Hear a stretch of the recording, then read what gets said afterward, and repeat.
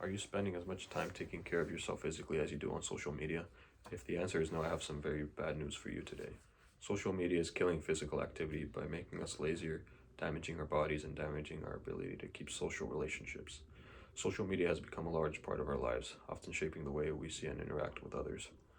It has now become a global thing, making its presence stronger than ever, and is here to stay for a very long time. Today I will inform you on how and why it is killing physical activity so that you are aware of the threat that it can have on you if it is left unchecked.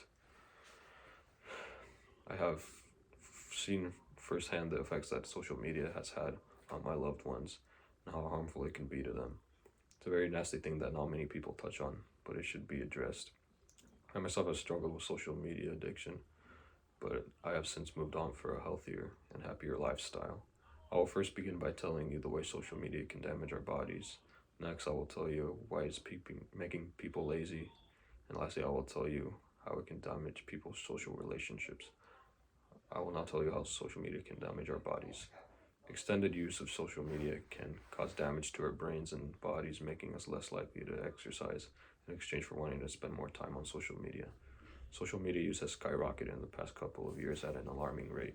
According to Gunther Eisenbach, a German-Canadian researcher on healthcare and e-health, who wrote a journal entry for the National Library of Medicine in 2019, over the past decade, regular use of social media by young adults has increased considerably from 89% in 2014 to 97% in 2016.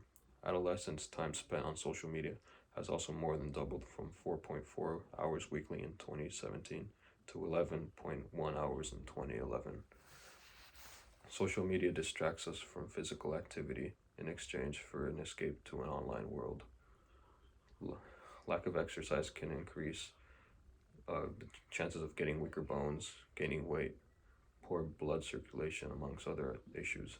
Another way that social media damages our bodies is by harming and shaping our brains. According to Hannah Ferrant, journalist for New Line Health, who wrote an entry on newlinehealth.com, millions of people on social media record and share their experiences, but new research shows that social media apps to document an experience may actually diminish your mentally of the moments that you sought to preserve. All these issues can lead to laziness, which is the next point I will talk about. Mental and physical laziness can come from a direct result of social media. To many people, social media has become a large part of their life. From personal experience, I can say that for a period of time, social media made me feel as if I didn't want to go out and do anything.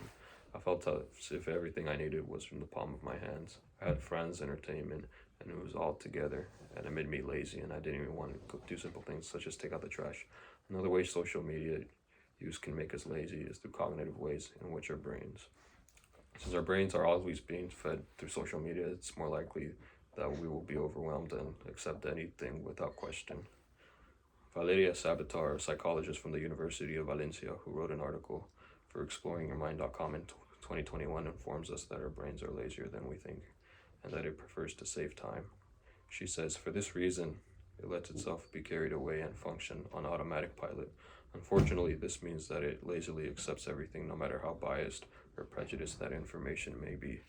Cognitive loss can be caused by various things, including lack of exercise, meaning cognitive loss is because of social media is caused physically and mentally. Mijad Futuni, medical director of Neurogrowth Brain Fitness Center, who wrote an article for neurogrowth.com in 2020, said the following. Researchers hypothesize that since social media is easily accessible and competes for your attention with the promise of perpetual new content, heavy social media users become less able to ignore distraction in general. Not only does this lead to poor cognitive performance, but it shrinks parts of the brain associated with maintaining attention. This ability of the brain to change is called neuroplasticity, and it has a big effect on your attention and cognitive function.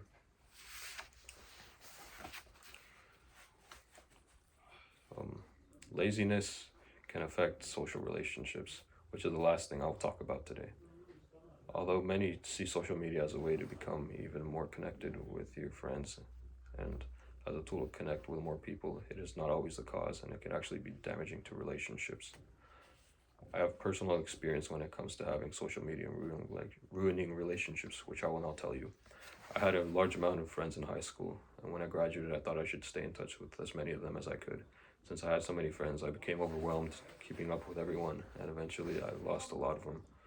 Deciding whether to reach out to them or not was confusing because their profile said one thing, but the person I knew was completely the opposite.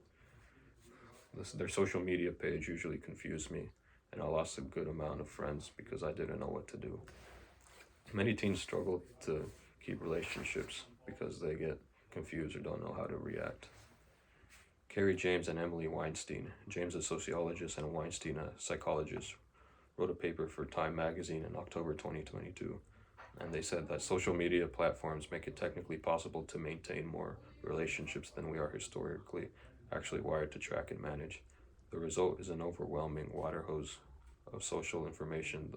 It's especially intense for adolescents whose developmental sensitivities drive them to care deeply about what their peers are doing and thinking. The hard truth is that all this time we spend on social media is time we could have spent socializing with people we are trying to have relationships with. Jennifer Chasek, a medical journalist for several news articles, who uploaded an article on healthline.com in May 2021, says maybe as long as we tell ourselves that we're online to stay connected, we're unknowingly draining our social energy for in-person interactions. And that is how social media can harm long-term relationships, bringing this presentation to an end. First, I told you the ways that social media can damage our bodies. Then I told you how it is making people lazy. And lastly, I told you why and how it can damage people's social relationships. After what I told you, do you think you could be addicted to social media? If the answer is yes, I strongly recommend you to reflect on your past physical activity as well as your social relationships. Social media can have powerful consequences on us, but we are much more powerful than it and can overcome it if we really tried. It's never too late to fight, and as tempting as it is, we can always come out on top and fix our lives from the damages that it can cause on us.